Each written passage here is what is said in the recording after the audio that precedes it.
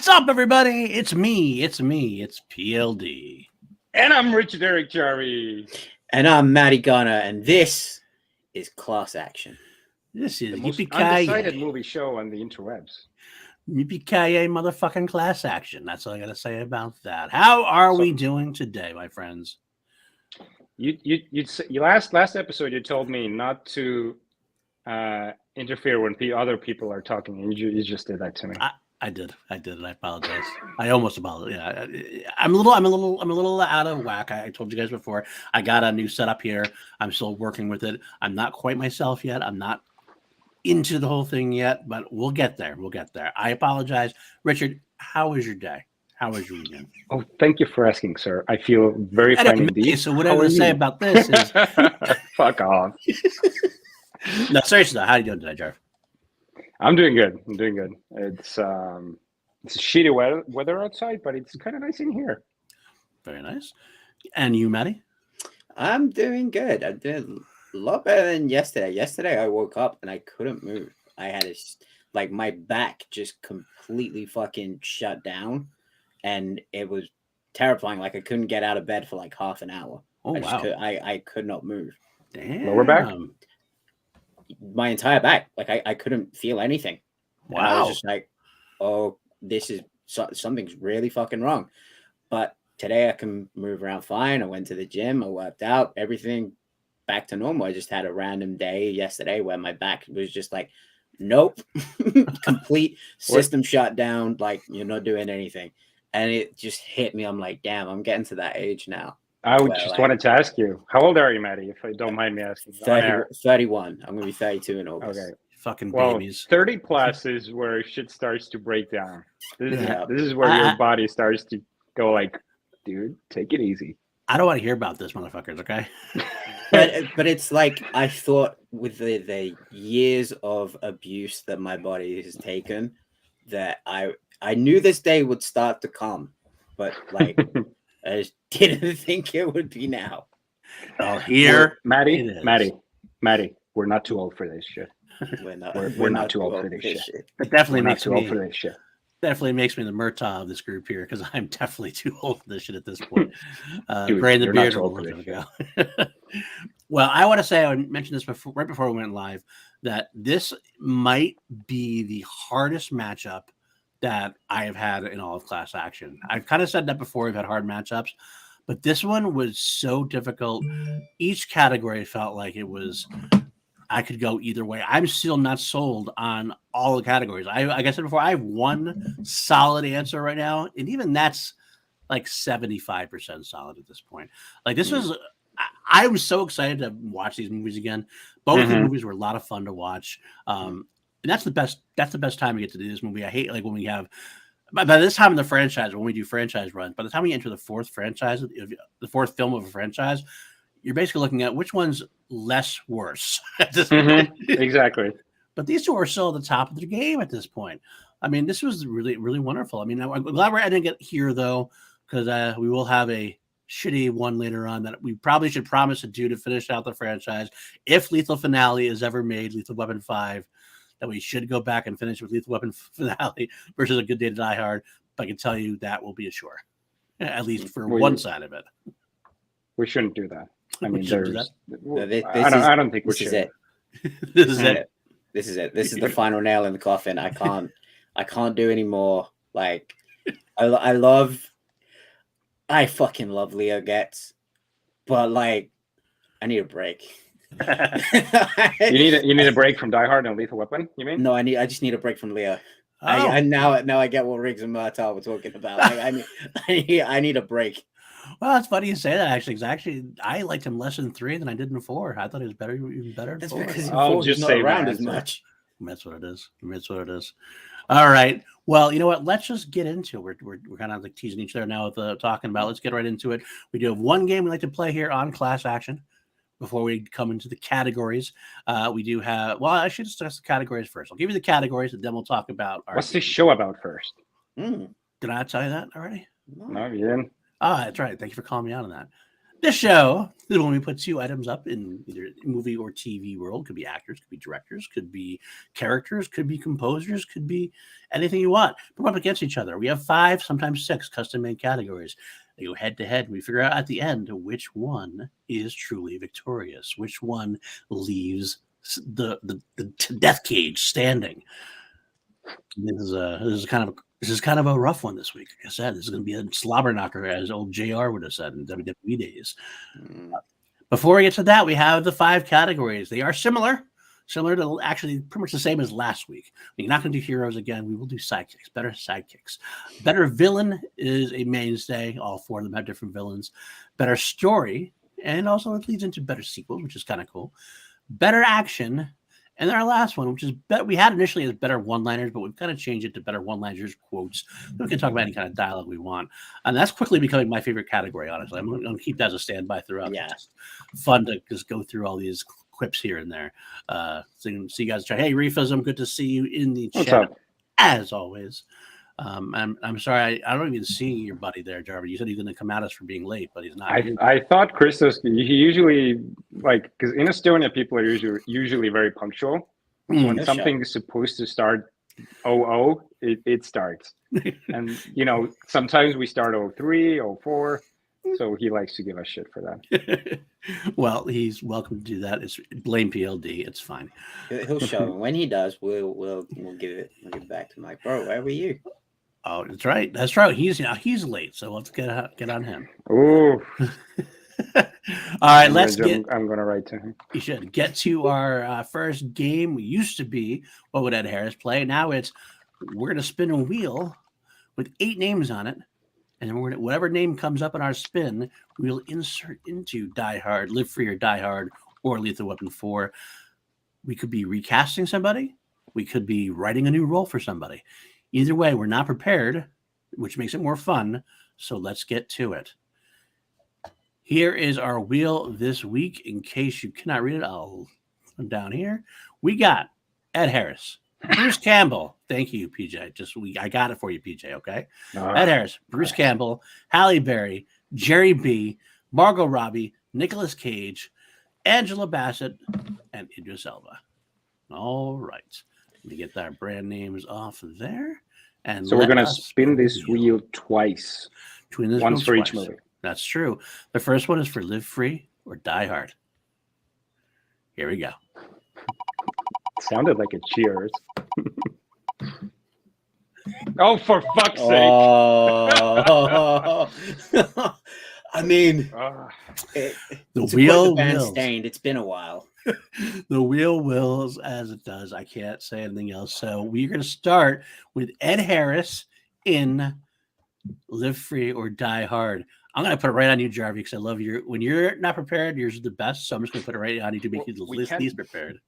We can prepare. Like, guys, be honest. Do you prepare every person on the list? You're not prepared either. I'm not. This is the point of the game now, right? Because we're not pretty much prepared for it. Yeah, but I want to give you the least amount of prepared time as possible. All right. Yeah, I'm trying to buy some time at the moment, if you can tell. I did notice that stalling there. What do you think? So what's this new equipment you got, PLD? When we're talking about that, no, we're talking about what would Ed Harris play in Lethal Weapon or in Live Free or Die Hard. Well, my new equipment I'll give you a little second. I got 2 monitors now. That's why my angle's a little different. It's a little bit, my desk is not quite big enough for it, but I'm making it work. I'm squeezing it all in. We'll make it work. And here we go. We got Kelly in the chat, of course. I'll give you a little more time. Kelly, hello. Hey, Kelly. I think I got one. What the fuck? I get it. Party Ed Harris, damn it, Paul. It's not my fault. It's not my fault. Now I know how the Schmodown felt because they always said the digital wheel was rigged. I didn't do this. I really didn't. I just typed in the names and click it. It's not your fault. It's not my fault. It's not your fault. It's not my fault. It's not your fault. It's not your fault. I love it. Okay. All right. So enough time has been wasted. Enough of the bullshit. So I think the time has come where we can cast Ed Harris as John McClane. Ooh.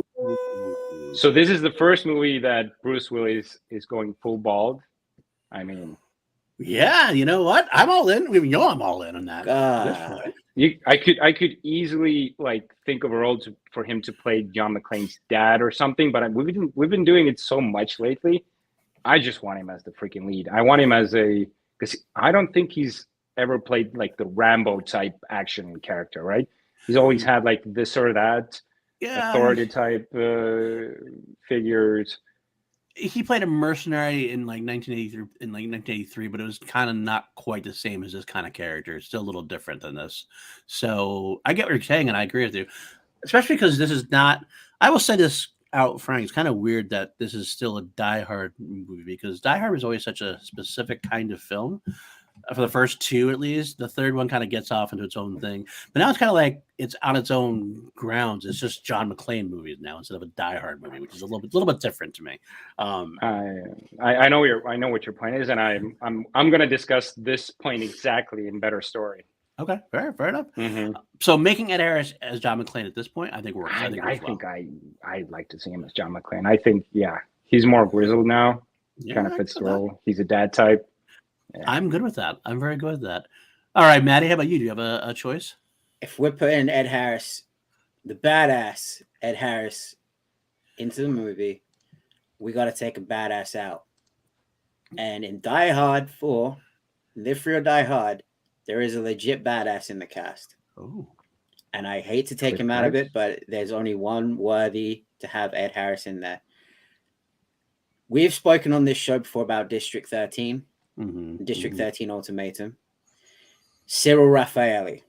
2-time International Kickboxing Federation champion. The dude is a legit assassin. Yes. And I couldn't think of anyone, the silent, deadly killer that Ed Harris could play. Oh, I like that. I do like that. That's fucking cool. For those of you who may not know who he is, he's the guy that's he's in the chopper with the rocket launcher that John sends the car into, the Frenchman. Who jumps out of the helicopter to a bit. That's kind of a badass move. I was pretty impressed by that. Is he play a French dude? Yeah. Yeah. He does. Is he French? Yeah. He's French, yeah. He's a legit kickboxing world champion. Dude is an absolute murderer. So yeah, I'm taking one badass out, putting one badass in. I love it. I'm all in on it. Well, the one I'm going to put in, I did in my head for a minute go, how funny would it be to have Ed Harris play the Warlock, like Kevin Smith's character? Mm-hmm. But I'm not going to go that route. I'm not going to go that route. I'm going to go a little bit more straightforward with him because I think he would pull this off very well. I'm going to put him as Miguel Bowman. Deputy, I mean, he'd probably change his name, probably Mike Bowman now at this point. But Deputy Director of the FBI Cybersecurity Division. Cliff Curtis is great in his role, but a latter-day Ed Harris in that role, I think he'd be commanding in that presence. He kind of reminds me of his absolute power character, whereas like he's definitely overwhelmed by the day, but he still like maintains this like absolute presence of like leadership, like throughout the whole. Even though when they're being fucked, and he has no idea what to do at this point. But he's also not like an asshole about it too. Like Bruce comes in, it's kind of a cool dynamic between them. It's not something you see very often. You almost expected him to be an asshole and be giving John McClane a tough time the whole time, but he's not. He's doing his job. He knows that John McClane can help out in his way. I mean, the other people can't. The other divisions come off. That's one of my favorite parts of the thing. When the other divisions come in, he's like, "Yeah, great. We have all these tables filled out. Go sit over there. We'll let you know if we need anything." Kind of thing. I love that part. I think Ed Harris would fit very well with that. And yes, he is not a dad type. He's a great grandpa type at this point. We're talking back in the day, Kelly. Although I think actually he could do that role now. I really do think he could do that role right now, pretty much. Oh, he could. So, how old is it? 72. I love it. 72. 70, maybe 71. Do you know who he should team up with? Do a more veteran type buddy cop movie. Him and Samuel L. Jackson. Like they're just around the same age because Samuel L. Jackson, I think, turned 72, 73. 72. Yeah, he's got to be like there. that. He's probably a little bit. Yeah, I'd love to. The only problem is they're both hard asses, but that would kind of be the magic of the movie. They could be 74 for Samuel L. Jackson, by the way. Ooh. But yeah, that'd be good. I was going to say even older than you, throwing them into like a kind of other guy situation with Samuel, but. Yeah, the other guys, that'd be kind of fun too. Although it's kind of interesting. I actually pitched this a while ago. If they ever decide to do a True Detective season 4, I had pitched Ed Harris and Nick Cage together. Oh, which would have been a fun time, I think, also. But Samuel Jackson would be pretty cool in that role too. I think that'd be kind of cool. Yeah. So. yeah. Alrighty, let's move on to Lethal Weapon 4. Let's get that wheel back up, and we cannot have Ed Harris on this one. So No, that's okay. Ed Harris is always on the wheel. Let's just expect to see him next week. He is always on. He never gets replaced. That's true. Something tells me Bruce Campbell's going to come up. That would be funny. I bet he will. Oh no, Margot Robbie. Margot Robbie. Oh, I've got the perfect one. Yeah, me too. I think we're on the same page. Perfect one for this. Okay, Maddie's got to go first. Go ahead, Maddie. Maddie's got to go first. Oh, what for? Oh no, we're doing Lethal Weapon, are we? Can't Crap, replace I thought we Maggie were got doing Q. one. Die Hard. I've Can't got replace Maggie Q. Oh, no, I was going to replace her with Mary Elizabeth Winstead. Oh, okay. Oh, yeah. That would've- Jarvi, you go perfect first. one I got to for think. Margot Robbie.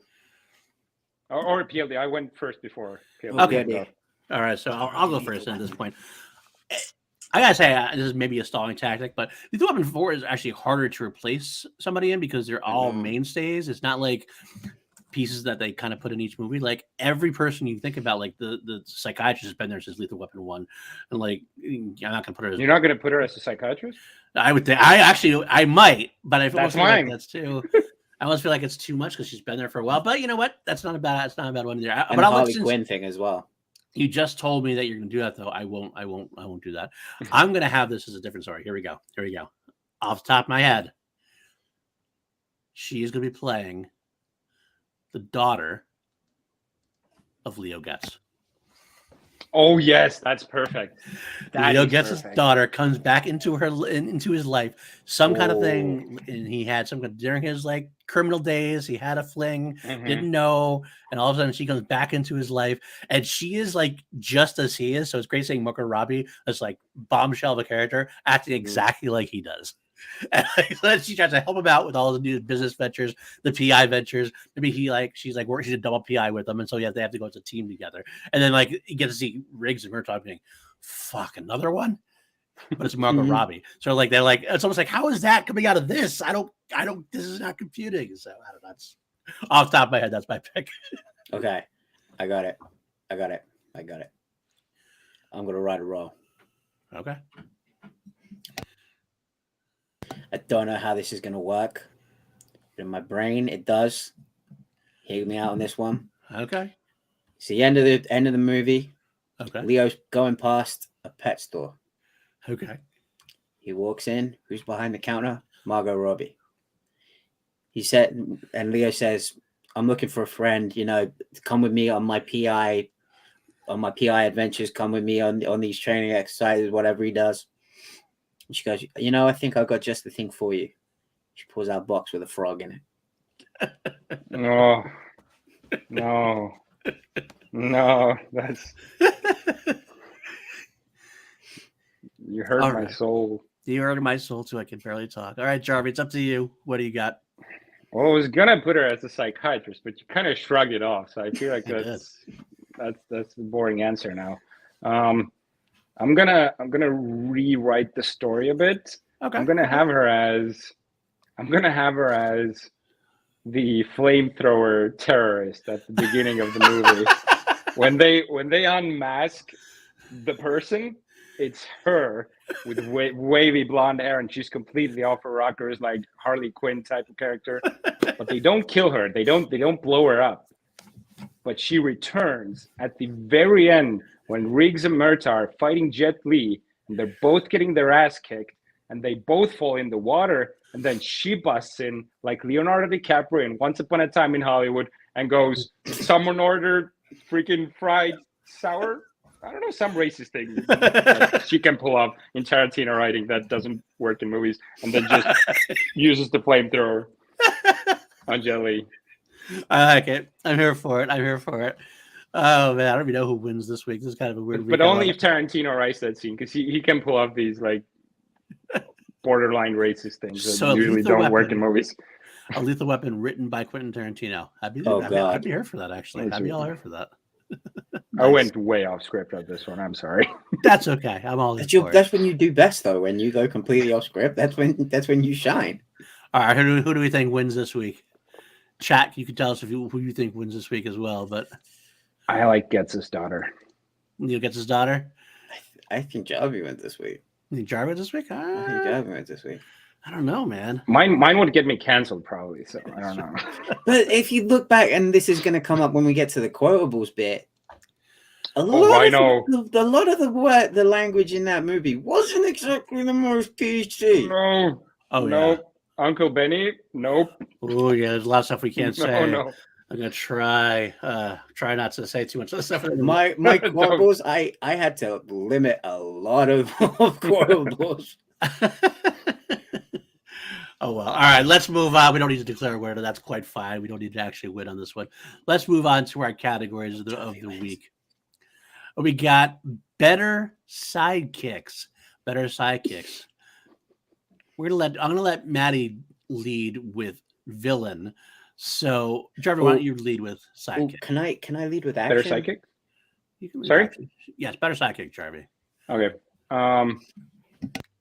So I didn't agree at all with what Matty said. I think Leo gets his fucking back in this movie. He's completely redeemed. So last week I said I couldn't stand Leo Getz at all in Lethal Weapon 3. This is where he's back and even better as before. He had those funny moments. He had those one-liners. He had more of a storyline, and he had a lot of depth to his character, which I loved. He made me cry in this movie. He actually made me cry in a freaking Lethal Weapon movie, the fourth one. And it's a story about a fucking frog. I mean, come on. Then we got Chris Rock, who's, I think, such an enjoyable addition to the group. But put it up against Die Hard 4, I think Justin Long is a fine sidekick. I think Kevin Smith is way more of an interesting and enjoyable character. But when it comes down to this category, I'm going to ask myself, who do I want to hang out with? Who do I want sidekicks as? I'm definitely picking Leo Getz and Lee Butters. I mean, who wouldn't freaking want to get high in a dentist office on freaking what they're breathing, laughing gas? I mean, that's a group that I want to hang with, and I think they're way more enjoyable as characters. I know because Die Hard 4, it's more of a serious movie, so it's kind of unfair. But I don't know. That's who I'm going. That's who I pick my partners at. All right, let me ask you a question then. Is Renee Russo a sidekick still at this point, or is she? I mean, like, it's kind of tough for me because I definitely call her a sidekick in. Yeah, not in this movie. I think. In this one, I don't think she's a sidekick. Okay. Because then you could say Murtaugh's daughter or wife is also a sidekick, which you can argue to a point. I mean, sure, Lorna does kick ass while she's pregnant. Yeah. I think she has a few action scenes actually in the movie, but in the sense where I'm going 2 versus 2, I feel Justin Long and Kevin Smith versus Joe Pesci and Chris. Then you got to consider Cliff Curtis in Live Free or Die Hard. He's kind of sidekickish in a way. It's a supporting role with him. It's another one you could think about adding to that mix. You could. So I don't know. Okay, so you're saying Lethal Weapon 4? That's fine. I'm going to Lethal Weapon 4. That's fine. I'm still. I guess I'm asking because I'm trying to figure it out myself because I have similar thoughts. I do think that Leo Getz. I do wonder if I took out the final moments with Leo Getz, would I still have the same impact with Leo Getz the rest of Lethal Weapon 4, or is that like the last speech like clouding me a little bit? Speech? But it is part of it. So I can't take it out. As far as Chris Rock goes, I was talking to PJ about this because we're doing Lethal Weapon, the franchise, now over on Two Mediocre White Dudes on Film. The problem I had with Chris Rock in this movie, and it's not a huge problem, but like it really feels most of the time, at least like 50 to 70% of the time, that he is in there to do his stand-up bits. Mm-hmm. Like they put his character in there. And it kind of took me out because obviously every once in a while he'd start riffing one of his comedy bits. I'm like, okay, there's Chris Rock to stand up. I don't see him. I don't see Detective Lee Butters. I see Chris Rock the stand up comedian at that point. And it kind of like throws me off a little bit. So I can't say I love Chris Rock in this movie for that reason. He is funny. I laugh at most of the things he does, and the bits with Joe Pesci are great. But I kind of I don't know, does that work for me comparatively? I do, like I said, I do like Leo Getz in this one. If we do have Russo in there. I like that as well. I gotta say, Justin Long, I'm a big fan of Justin Long. I think he's underappreciated. Mhm. He's underrated. I do like him in this. And then you add Kevin Smith to it, and then you add maybe even having Cliff Curtis in it. I was really getting a character that I really appreciated as a different kind of character.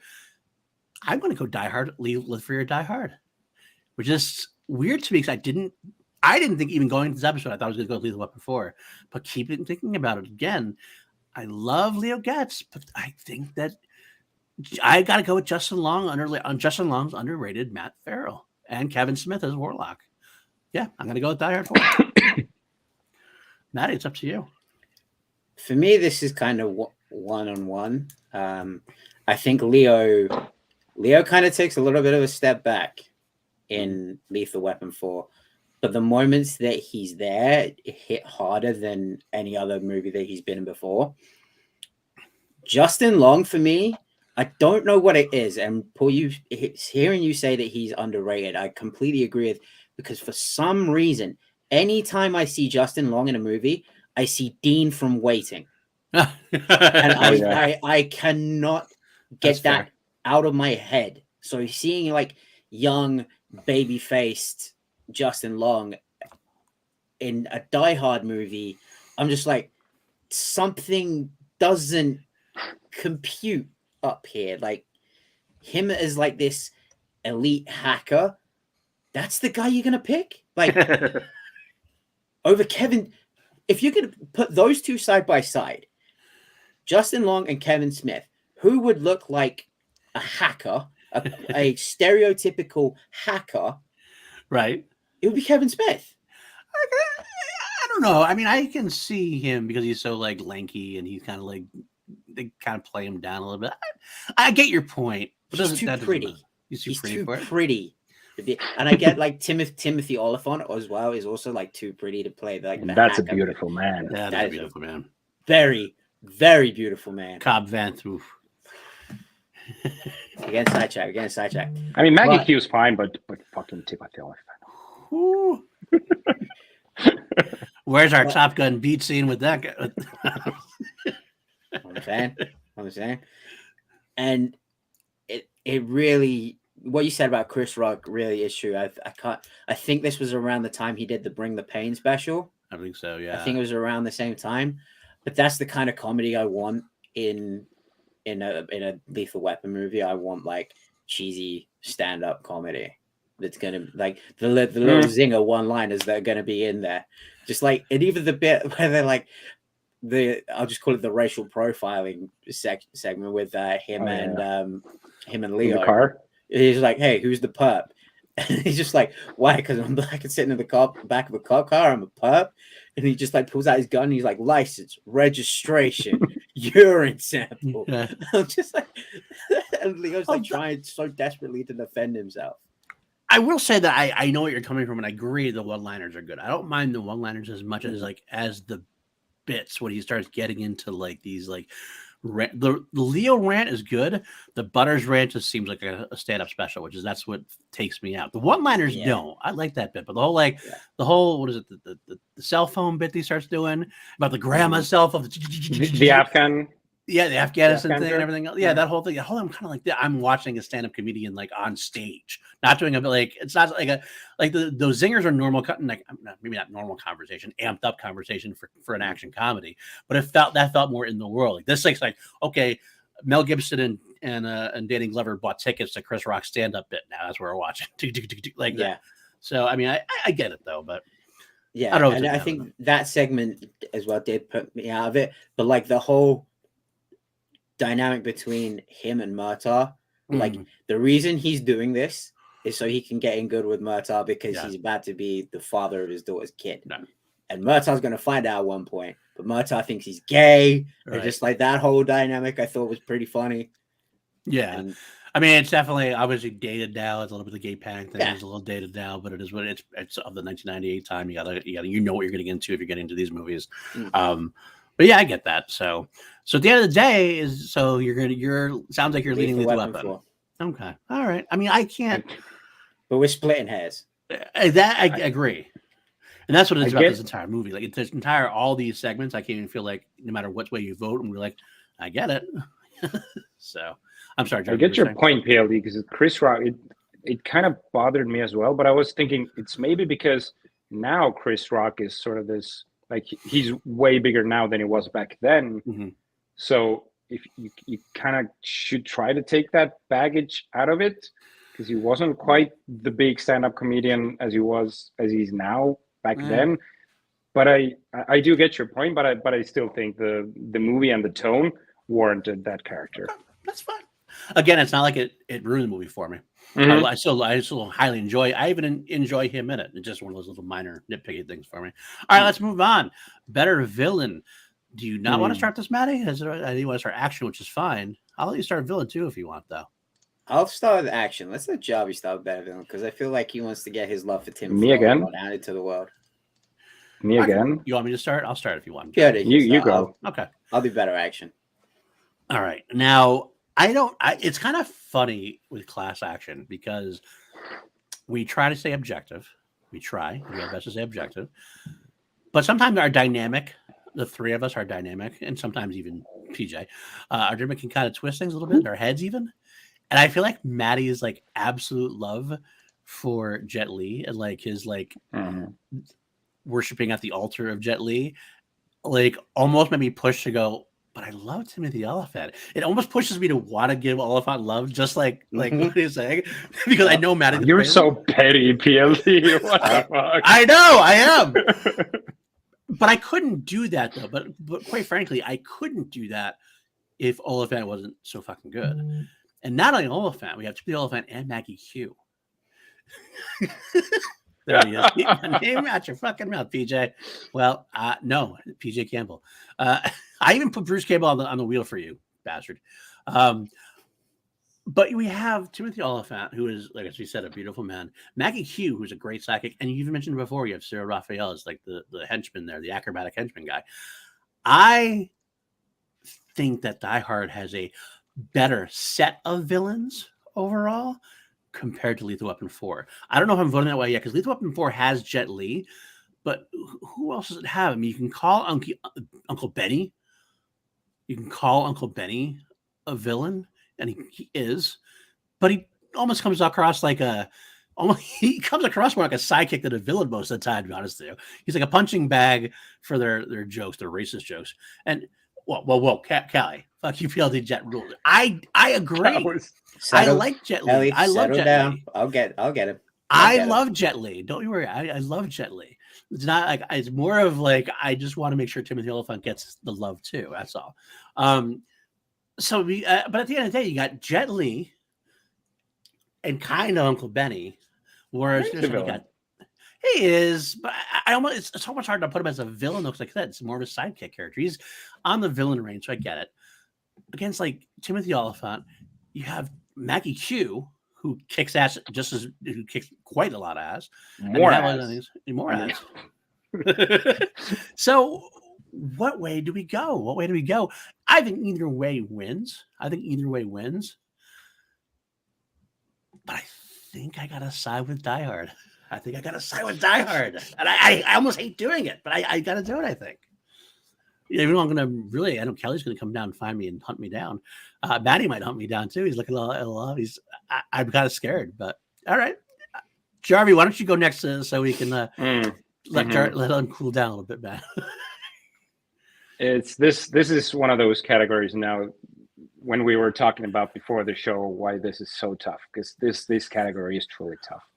On one hand, you said it yourself, in Die Hard, Timothy Oliphant and Maggie Q, they are like both sides of the same coin, like the same villain that sort of completes each other. Maggie Q is the badass that kicks ass. Timothy Oliphant is the brains, the genius mind behind it all. And what I really love about Timothy Oliphant is that there is a moment when he's explaining why he's doing what he's doing. And he actually wants the country to gain from this. Like they almost went the Hammer route. But then they kind of pulled it back, which I wish they didn't. It would have been actually kind of cooler that they should have just tried to make him the sympathetic villain. They almost kind of went. It was kind of went in the Simon Gruber route. Like they were, I'm doing it for somebody real, but I'm really still doing this for myself. Like it was like I'm doing this for the country, kind of. a little bit in a way. But no. I think they still left some of the redeemable parts to him because he did say that he's doing this so the country learns from this, even though he's using awful methods of doing this. Right. So Matty, you're gonna kiss me after this one, but it's fucking Jet Li, man. As much I know this is maybe not the objective pick just to say it because it's Jet Li, but first time he comes on screen, I'm scared of him. He's dangerous. I always use these words when we're talking usually about diehard villains. He's menacing. He controls the room, and when he starts to kick ass. Like I've seen some of his American movies. This is by far the fastest that I've ever seen him, and it's been a while when I've seen his movies. Granted, but I mean, come on, he just athletically and the presence that he commands. I think he's the best villain in the Lethal Weapon franchise, and this is the first time I'm picking a Lethal Weapon category. The Lethal Weapon in the villain category, and deservedly so. I get it. Before Matty goes in, I just want to throw out there real quick. Quantity of quality. We also have forgotten Jonathan Sadowski, his main hacker guy, who's also kind of a cool character. I actually kind of liked him too. Timothy Oliphant's main hacker guy. That was the nerdy guy who walks out when they're killing the room full of the other hackers. Yeah, he's like, oh, it's time already. Huh? Okay. And that's the whole thing. I try to get more Nixon in there, and he seems like he's very arrogant. He's kind of cool. I mean, just not that he's like a complete standout, but just adding more to the thing. Whereas you have Jet Li, and that's it. And I love Jet Li. But he's like, I do agree. Like, there are times when this argument feels right to me, but Jet Li just is way cooler, even when you combine Timothy Oliphant and Maggie Q. And I love Die Hard 4. I love Timothy Oliphant and Maggie Q. That's fine. There's something about Jet Li just. If Jet Li wins this, I'm not mad. Because I love Jet Li in this. I guess I feel like I haven't given Jet Li a lot of love in this one, and it makes me feel like I'm not. Why? I'm about to do it all for you. That's exactly what I'm talking about. Like I know I don't have to, so I love Jet Li for it. So I'm okay with it. Go ahead, Matty. Tell me why there is no as well. There is no question, debate, nor discussion that it's Jet Li.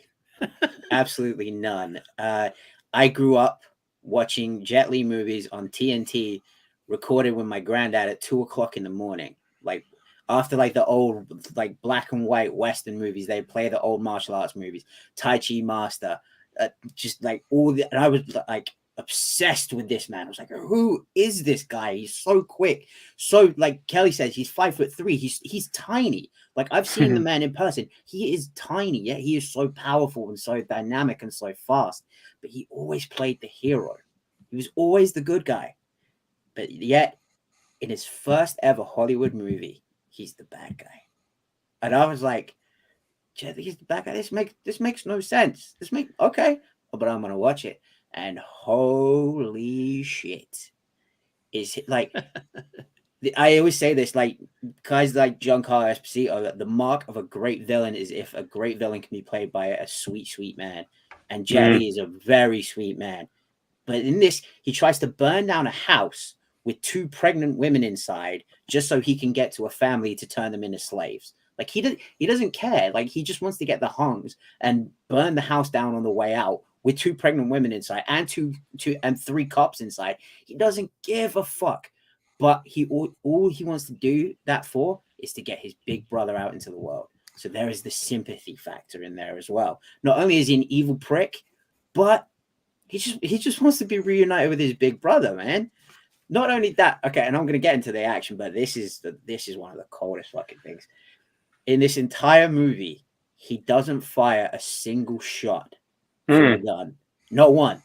Because he doesn't fucking need to.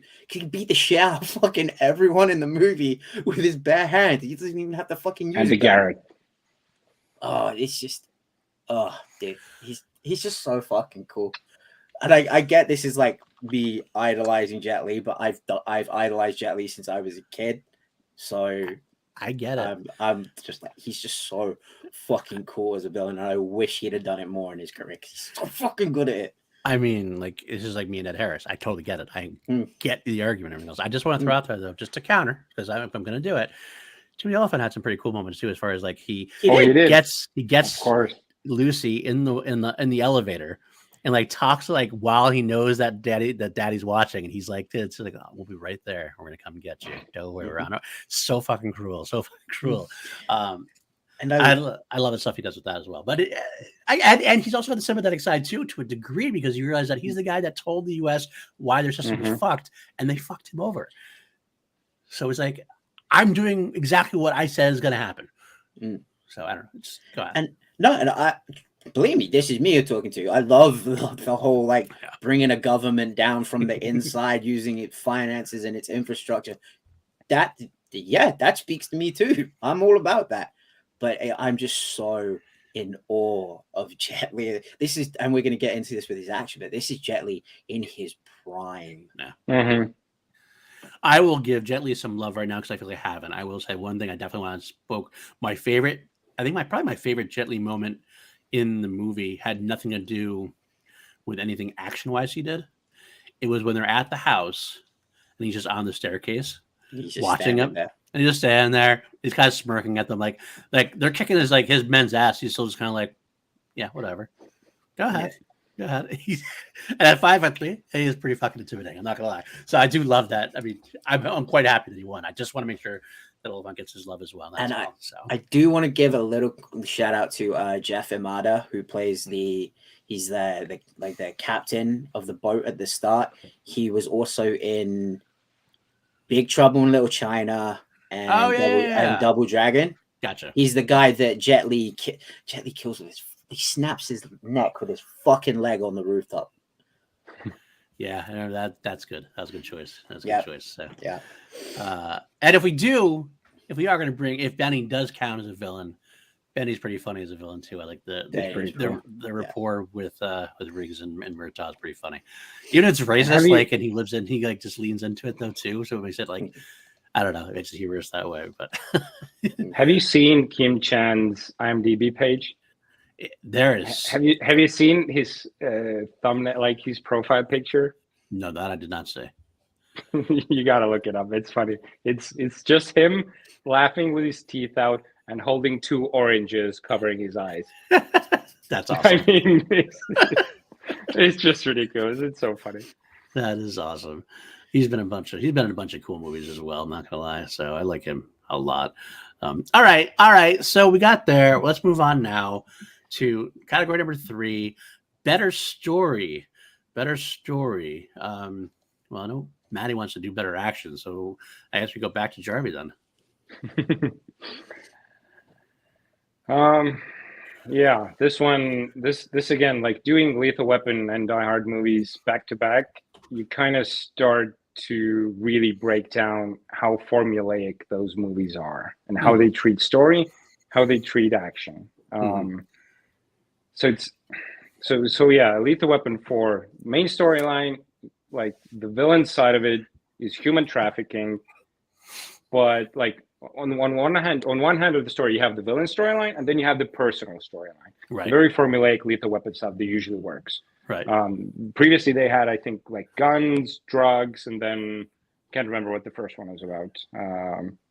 Drugs, dirty guns, drugs, maybe drugs, and Dirty like Cop. Something like that. And so I really like that the Lethal Weapon movies have always kept that really strong side of it being like the personal growth of the characters.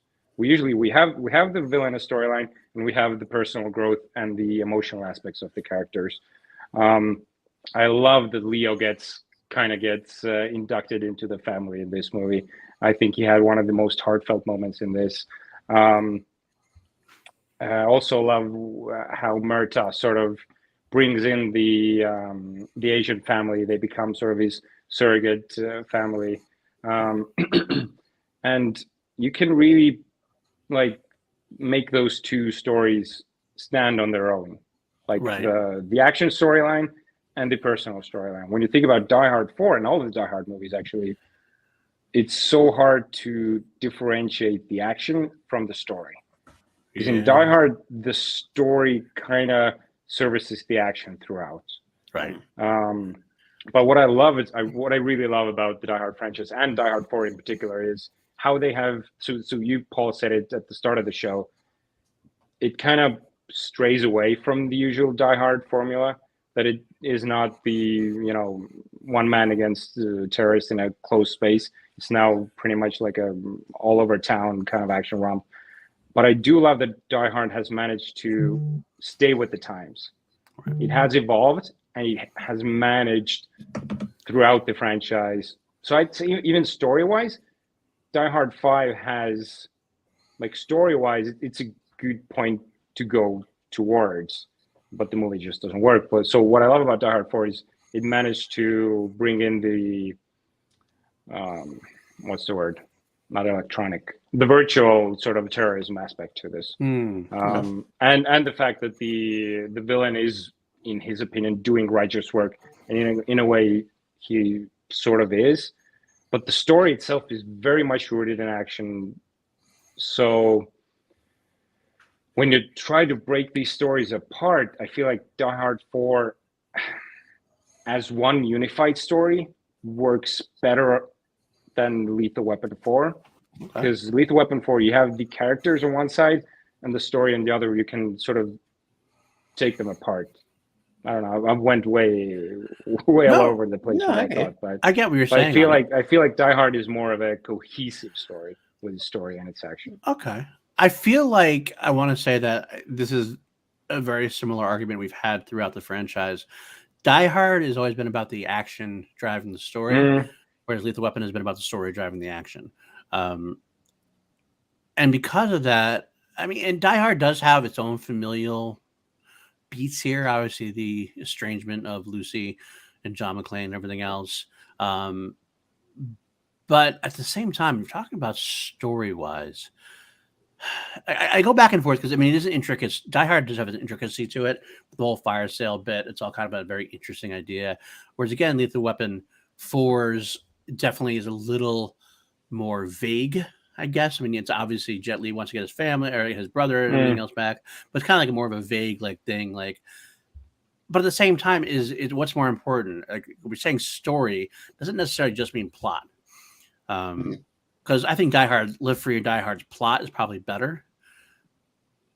But I can't deny that Lethal Weapon 4's story, with the character development, with the way that we've grown from where Riggs was in the first Lethal Weapon to where he is in the final Lethal Weapon, or not, well, the final as of now, the fourth one, the most recent one, I should say, and how he's grown from having a dead wife to a girlfriend who gets killed, to Rene Russo, to now he's going to marry Rene Russo. You have Leo Getz, who has basically gone from this character that they really kind of hated him to, like kind of tolerated him.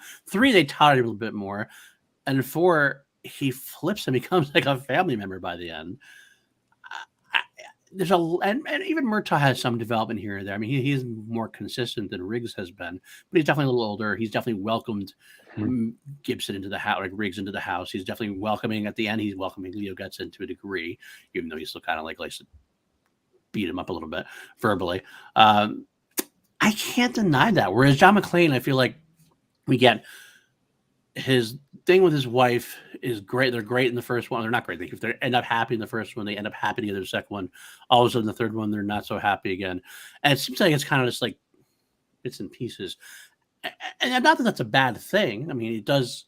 Die Hard doesn't need to go into it more. Die Hard is more about the popcorn action.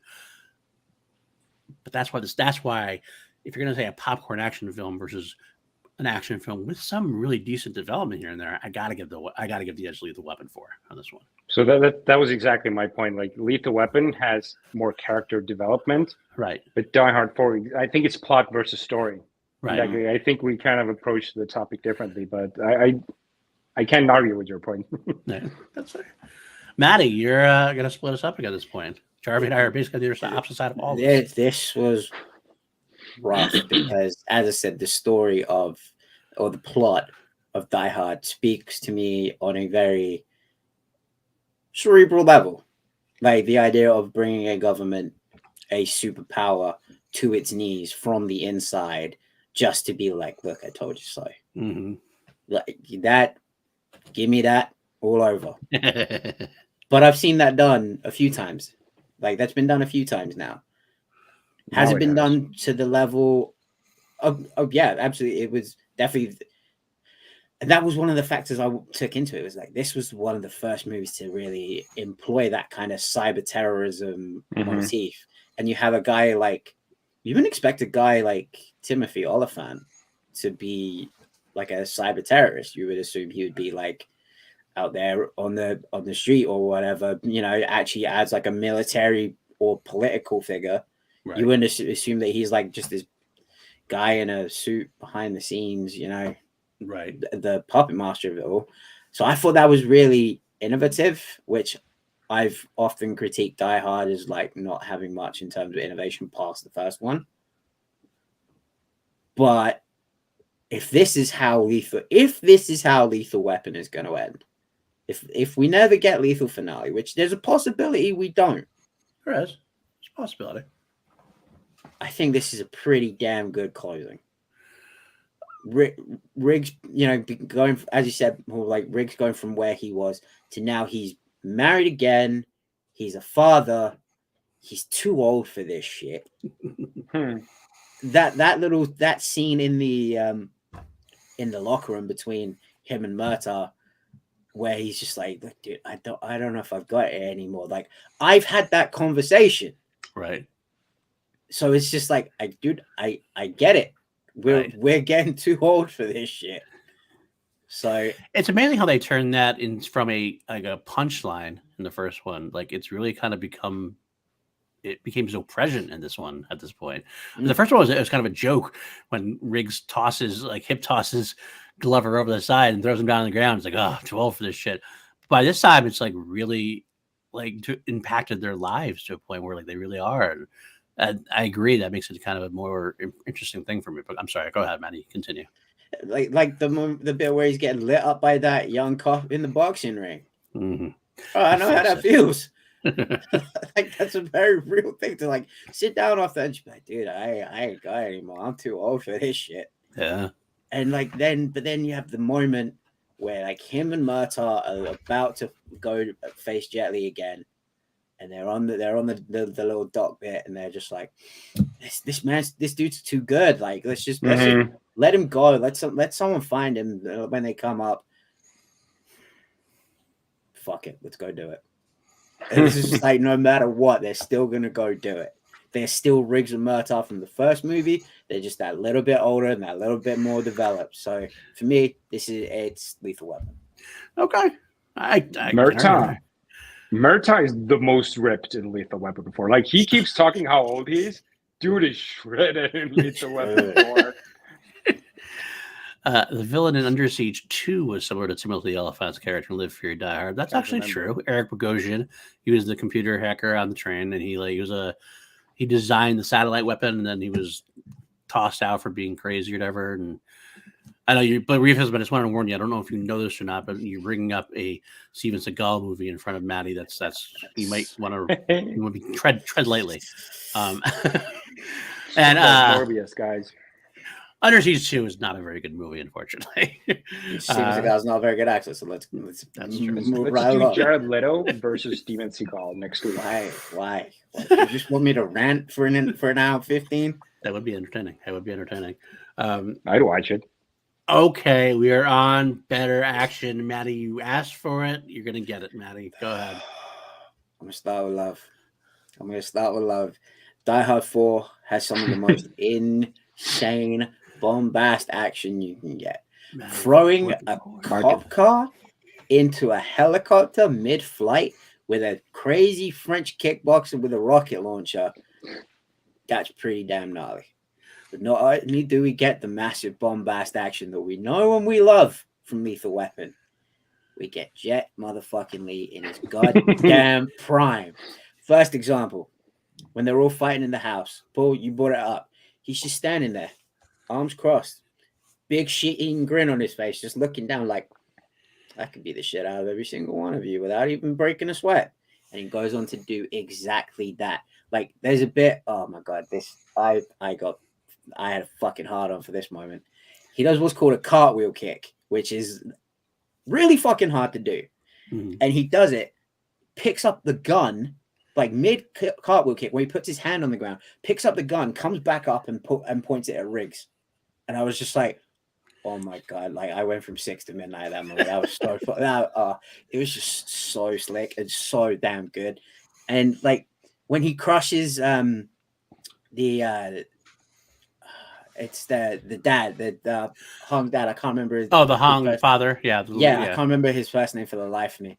But he crushes his windpipe with his finger and his thumb. Like now, while that's actually impossible to do, because to crush someone's windpipe, you need like 35 to 40 pounds of pressure for like 7 to 10 seconds. You can't do that with just your finger and your thumb. Right. Your throat rip. But it's fucking cold when he does it, and he just like fucking crushes his windpipe just like that. So damn good. And it had all the Jet Li signature moves in it. It had the scorpion kick behind the back. It was like a Jet Li's greatest hits. Like he had the slap to the elbow. I was like, I've seen all this before, but now with a bigger budget and doing it to fucking Riggs and Murtaugh in a Lethal Weapon movie, you guys go ahead. I've made my case. Fair enough. I just wanted to hit the chat here. William Harold saying Leto versus Seagal. Does Jarvi want viewers? That's a good point. You'd get him from my rant. And Revism again. Did Jet Li's Black Mask come out after Lethal Weapon 4? No, it actually came out before. But it was definitely. But Lethal Weapon was his first U.S. production, United States production. Like Black Mask was still a Hong Kong production, I believe. Yeah, it was, because when his first one was Lethal Weapon 4, and then it was Romeo Must Die. Right. I mean, I think Black Mask did get a release in the U.S., but it was definitely, I don't know, maybe, I wonder if it was released in the U.S. after. That's possible. Like it was made before, but it might have been released after. I think it was. Kind of capitalizing on his popularity in Lethal Weapon 4. Potentially. I'm not sure on that, though. But either way. Okay. I got what you're saying on that. Action for me. It's a tough. This is the one I initially had as my most definitively being Die Hard 4, if only because, I mean, I love Jet Li, but I'm a big fan of the over the top action. Again, the car into the helicopter was fun. The explosion in the electric grid station, the power plant thing, and the car, like running the car up Maggie Q's ass, so to speak, down the elevator shafts, and down there, down the shafts and everything else. I loved all that bit. I love the battle in the final battle of the airport hangar when Bruce Willis or John McClane shoots himself to shoot the bad guy. It's weird to see it. It's still badass. I can't deny that. The chase with the airplane. The jet fighter, like tracking down the rig that John McClane's driving. There's a whole lot of cool fucking action in Die Hard because of that. It's a different kind of action. I mean, Jet Li's fucking sweet though. It's the action in that. I totally agree with you. If it was just the one man's action, I think I would give it to Jet Li. But I have a hard time saying that Die Hard 4 didn't have better overall action as far as explosions go and everything else, and the big set pieces and things like that. Again, that's what Die Hard's known for. Die Hard's supposed to have that compared to Lethal Weapon. Lethal Weapon is more storyline based. So I will, with no disrespect to Jet Li, who is my favorite action person of the two of them, the overall, it's like more of that quality of quantity or quantity of quality kind of thing. I do like the action set pieces in Die Hard better. Jarvi, what do you give us? Yeah, right off my notes that I have here. I'm totally echoing what you said. I think Jet Li is this one-man army in Lethal Weapon 4. Every scene that is in, it's awesome. Whenever they're fighting, it's awesome. The final fight, I gotta give praise to the final fight because I think it works so great on a lot of levels. And one of them, you said, like, they know that they're outmatched and they still go in. They pretty much know that they're going to lose this fight.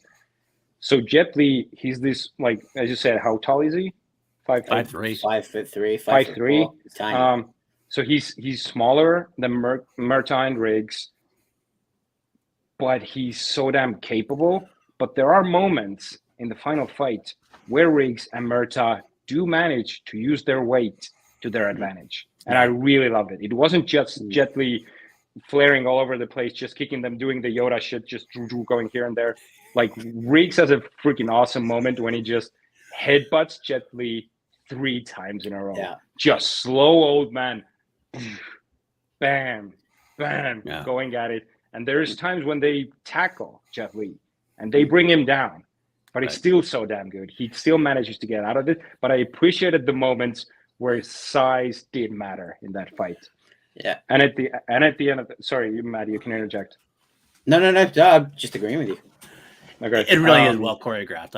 It is a very well choreographed final fight between them. Given it gives both strengths of Jet Li and Mel Gibson's fighting, and Danny Glover's there too. Let's be honest, but it's really basically Mel Gibson.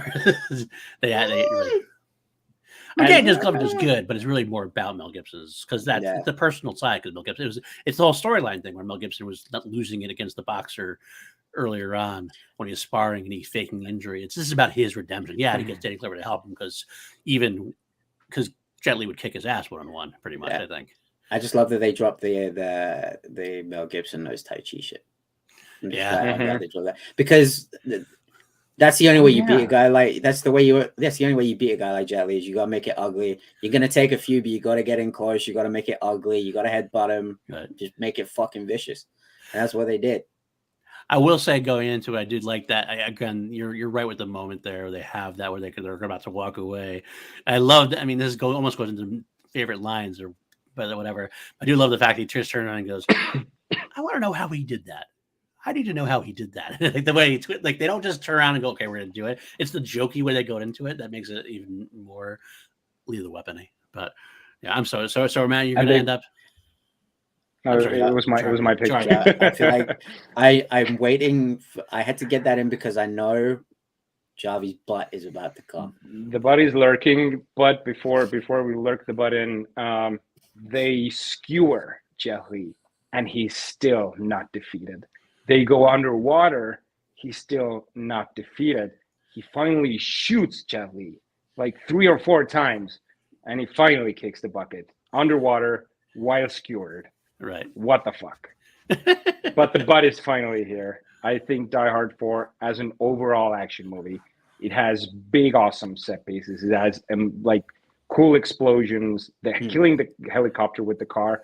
What I really didn't like about Die Hard 3 was that there were it's always like over the top action, but there's levels to over the top action. Like when John McClane shot out of the freaking the sewer, and it just fell to freaking on concrete or whatever it was, nothing happened to him. There's one moment in Die Hard 4 when he slides down the freaking highway. That's kind of the unbelievable part. But even though killing the helicopter with the car, funnily enough, is not too unbelievable. Like there are ways how I could see it happen. Right. Like it's still Mission Impossible type action. Right. But there are levels of believability about it. And also I freaking love the shootout at the apartment first time that McClane and Matt get hit. That is like such a simple scene, but that freaking apartment just gets shredded with bullets. And it's real easy to kind of fuck those scenes up. But call back to Underworld. I think it's Len Wiseman who directed Live Free or Die Hard. Mm-hmm. You can tell he knows his ways around gunfights. Sure. Yes, sir. For sure. Really quick, Clay W. just said Black Mask was made in 96, released in the U.S. in 1999 after Lethal Weapon 4. Thank you, Kelly, for confirming that for us. I'm here. Go ahead, Jarvi. Continue. No, actually, I know my arguments have been going way over time. I love the Maggie Q fight, and I love how the action drives the story all the way. So I think there's the fist bumps are better maybe in Lethal Weapon 4, but overall, again, as a cohesive action movie, there are better moments overall in Die Hard 4. Well, it makes sense. Let's be honest, because if Die Hard's going to win anything in these things, because again, we said Die Hard is the action movie. Lethal Weapon is more of a story-based movie. So actually, it's Die Hard got to win this in a way. But yeah, a car in a helicopter is only a bit less believable than a car in space in F9. I think it's more believable than that. I think it's a little more. Where's Brandon Hanna? You can tell us. That's true. We should get Brandon on the show. Where's Brandon? The science of action. The science movies. behind this. The science behind action movies. All right, we are on our final category now. We are on better one-liners. We can just start throwing them out there. Whatever you feel ready. Better lines, better dialogue.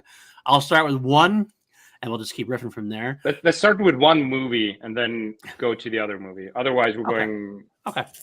All right, I'll start with Live Free or Die Hard then, because one of the ones I want to mention that I really, really liked, I think it's going to be an underrated one, and I'll get there, but it's Lucy McClane. When Thomas Gabriel starts he starts talking to John McClane about blah, blah, blah, blah, and she's like, "Hi, Dad? Huh? What? Yes, baby. There's only 5 left now." And you're like, "Yeah, man." That's McClane. That's McClane right there. I love that. I think Timothy Olyphant has some of the best lines in this, and I love the moment when one of the henchmen is roughing up Lucy. I don't love the moment that they're roughing, but he hits her, and then the henchman sort of goes, like he hurt his hand. Right. And then Gabriel goes, "Are you okay? Like, are you gonna be all right?" After he hits a woman, am I bleeding? Are you gonna be all right? Yeah. Like the way only Timothy Olyphant can use that much sarcasm and freaking sell the line, and it's perfect. Good one. Also, I'll throw out there right away because it just came to mind. My favorite line in the whole movie. Don't do it. Why did you bring a cop to my command center? Command center? It's a basement. It's a command center. That's such a PLD line. Yep. I laughed tremendously. I look forward to that when I rewind that scene. It's a look on Kevin Smith's face too. He's just like, "It's a command center." Go ahead, Matty. I'm sorry. I was thinking, I was like, he's gonna go for a pull line. I was so fucking glad you remember that one, because mine is, "You just killed a helicopter with a car. I ran out of bullets." That is the trailer line from the movie. That was in the trailer. And what's the other one? I like the similar. McClane actually has a pretty good monologue in this when he gives the hero qualified speech about himself. Like when he talks about being a hero, like what do you get from it? Nothing. You get shot at. You get a pat on the back, blah blah blah, attaboy. You get divorced. Your wife can't remember your last name. Your kids don't want to talk to you. You get to eat a lot of meals by yourself. Trust me, kid. Nobody wants to be that guy. Yeah, I mean that was a good like hard hitting moment right there. I agree. You know what was a great callback moment that I fucking can't believe I never got until this viewing. I don't know how I passed it by. You have the agent come up to McClane. "Special Agent Johnson, I'll take the sedan." Agent Johnson. Love that moment. Yeah, loved it. And I missed it because it's so quick. I was like, that was a cool callback. Johnson. That was a great callback. I love that. That's a good one too. I love the one where I think he first ran out the car, and Matt's like, "Did you just see that?" And Johnson's just like, "See it? I did it. I did it." Yeah. I think Lucy and Matt have another great sort of back and forth. Is when Lucy goes to Matt like, "Listen, will you just take a minute and dig deep for a bigger set of balls? Because you're gonna need them before we're gonna get through this." And Matt just goes, "Wow, I know that tone." It's weird to hear that from someone with hair. That was good. And one last one I'll do for specifically. It was another Warlock quote. I like the exchange when he's in the big rig truck. And he's like, "Oh, Freddie, pick up." He's like, "Nobody heard about that. Nobody heard about that name. Sorry, hacker, jerk off, Warlock." You do that. And like, "Are you serious? You'll be intentionally open up a comm line to the head of the FBI cyber division?" "I don't think so." "Freddie, goddammit, they have my daughter." Pause. I can do that. Hold on. I was like, "Oh, Warlock." All right. That showed that he's like actually a good person. Yeah, I love those genuinely good person. It's the Star Wars thing. It's the Hondo Ohnaka moment when he has those moments of pure-hearted gold in there, even though he's technically, Love it. So I love you got Hondo in there. Hondo Watch 2023. It continues. Yeah. Any more from Live Free or Die Hard? I think we got the best ones. Yeah, or Matty's got one. Ones. No, I think those are the best ones. There's one bad one. There's one like bad one, and it's the one where he doesn't get to say yippee-ki-yay, motherfucker. He does in the unrated version, which is the one I watched. Okay. Oh, really? There's an there's an unrated version. There's an unrated version. Does get it's not much different, honestly, but he does get to finish. Oh, but that one line is gonna make it better. I'll leave it with one last Warlock line because I do love Kevin Smith. This is one of my favorite parts of the movie. He plays the role perfectly. Thomas Gabriel's the guy who shut down NORAD with a laptop just to prove a point. You think I'm scared of you? So. Hero qualifier. Qualifier. Oh no, villain qualifier. Villain qualifier. That you're a real fan of the Fed, huh? Yeah, you're a big man. No, I'm more of a Star Wars guy. Okay, all right. Let's move on to Weapon 4 quotes. And I know we all want to talk about the one monologue. Who can deliver the monologue? Who wants to do it? Or we're not going to touch it because it's too good? I don't think we should touch it. I think we should touch it. it. It's too long and we won't give it justice. The Leo Getz froggy monologue. It's perfect. It's about a fucking frog. And yet here we are making three grown men cry. I cried. I gotta what the fuck? fuck? Like, it's about a fucking frog. My best friend in the world, and they killed him. And then I love how Riggs follows it up too. Gee, we're terrible to you, Leo. It's like, no, it's okay. Yes. I'm like, oh my God. You're not better friends than Froggy. You're just different. Oh.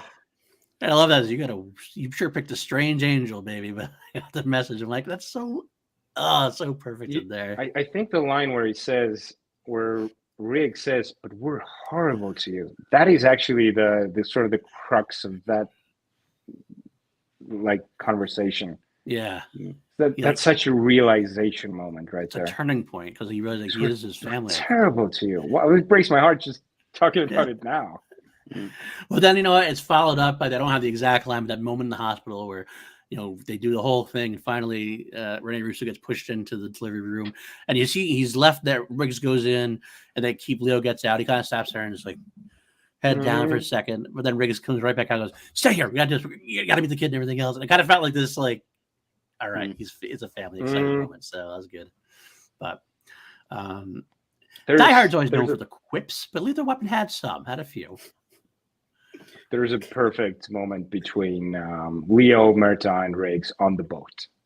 I think Leo has one of the best rants on there. Is when he goes, like, he's trying to find something, can't remember what it was. Leo goes, "Okay, you say it aft, right?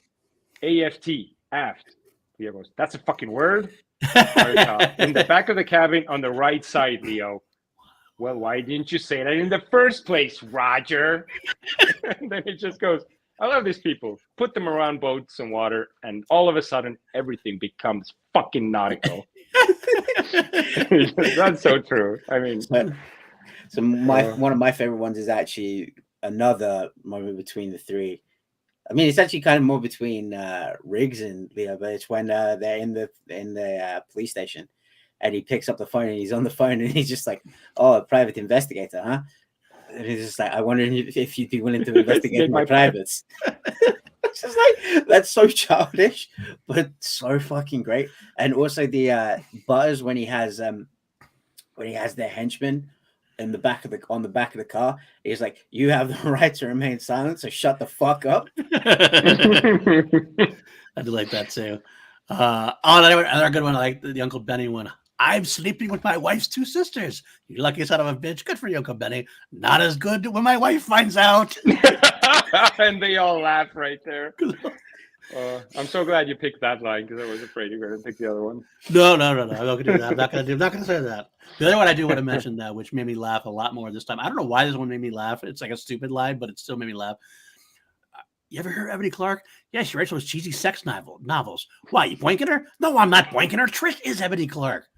"You are boinking her." "I am boinking her." "Yeah, I am boinking her." There was that other one as well. I've just remembered it. It's like, "And pigeons ate his eyeballs." Cool. Harpo, Man. Groucho, Chico, and Fucko. Fuck off. All right, that's good. I think Lorna has a great line in there as well when they're talking when she's talking to Riggs about marriage, and it just goes they haven't like we could get married, we don't have to get married.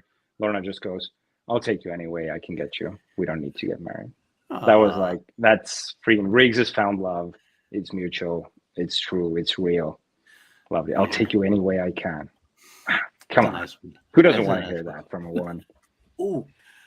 There's one that's a really good callback, actually, from at the end of the film to the start of the film. It's Murtaugh saying, "Will me," because at the start when they're behind the car and Riggs is like, "Will me, will me."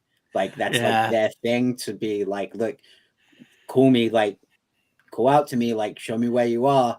Right. And when he's like he's like looking in the water for him, and then he's just like, "Screw it, I'm going in." Takes off the jacket, then dives in after Riggs and saves his life. And it's just that will me. He repeats it over and over because that's like their thing.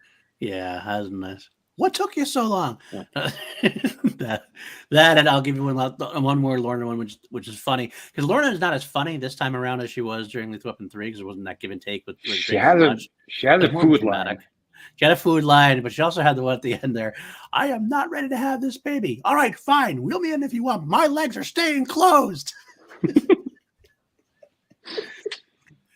She sort of has a moment where she says, "You never come between a meal and a pregnant lady," or something like that. It's good too. It's good.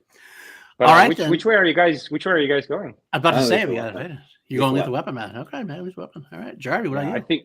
I think Lethal Weapon has the funny quips, it has the badass quips, and it has the deep quips, like the lines, the quotes. Die Hard 4 has the badass ones. Yeah, it's got to be Lethal Weapon 4.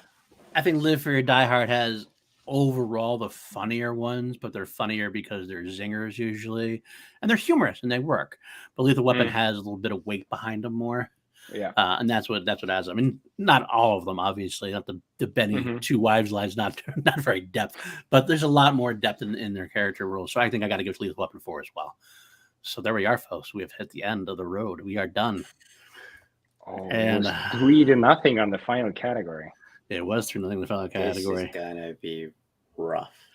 So, it's just kind of funny. It a little less close than I thought. It was a little more. Before you announce it, it's 2-1 for Die Hard at the moment, and this is the final battle of the franchise. So what can happen here is Lethal Weapon could tie it up, and we have no tiebreaker, or Die Hard will take this franchise matchup. And the winner, by a score of 10-5, is Lethal Weapon 4. Wow! Lethal Weapon 4. So it's a tie. I mean, that's kind of fair, though. It is. It's also poetic as well because it's like we love both franchises. Yeah. Although some would argue the fact that a good day to Die Hard exists means a Lethal Weapon wins. But we'll find out when that is a valid argument. You know, like I guess we'll find out if Lethal Finale comes out. We'll see if that argument still holds weight at that point. But I agree, man. I'm actually happy it's a tie because both franchises have a lot to offer, and I love both franchises. It's kind of funny how we began this as a battle of the best Christmas movies, and they seem like they're top-notch 80s, 90s action movies. Even though I know Live Free or Die Hard was much later, 2007, but it seems like they'd be easy matchups.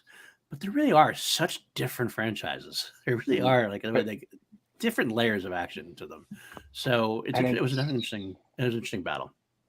It is also like doing them back to back to back. I had moments when I was I'm kind of getting tired of doing this again because they're so similar.